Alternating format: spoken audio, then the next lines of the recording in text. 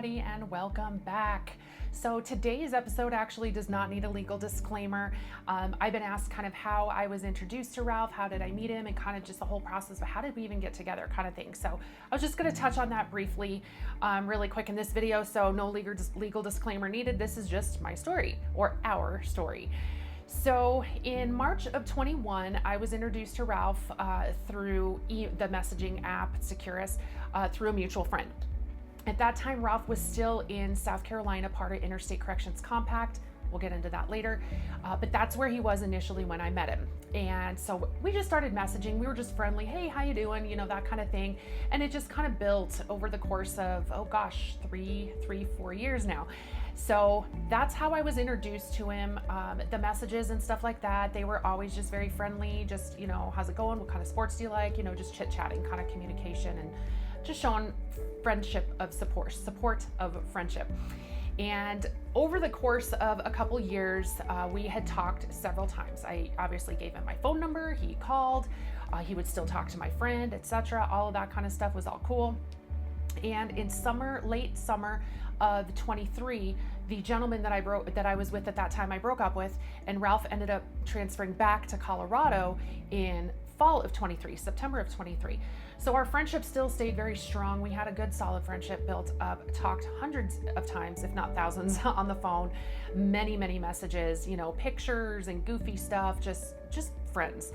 And we had that good solid foundation that was built.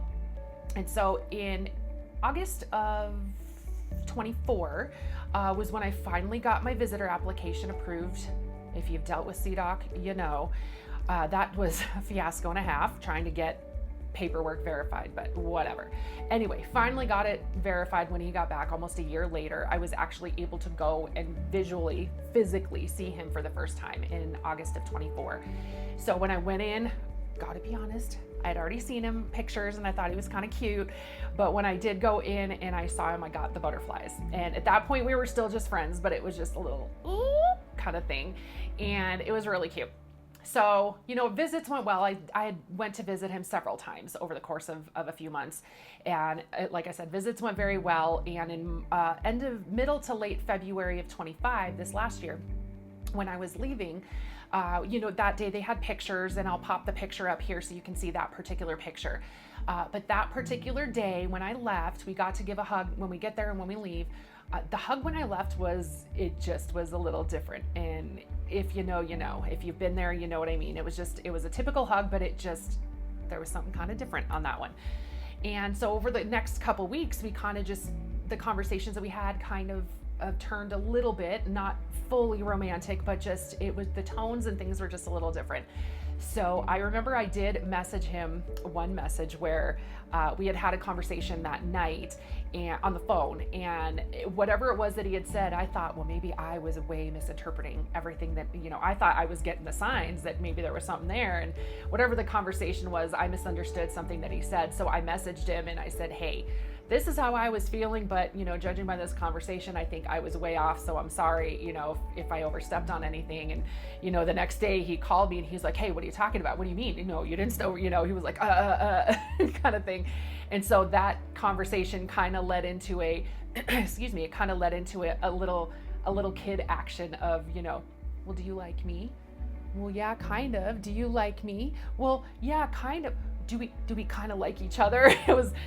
I joke with him about it that we were totally like grade school kids when we started talking about it, because it was pretty funny.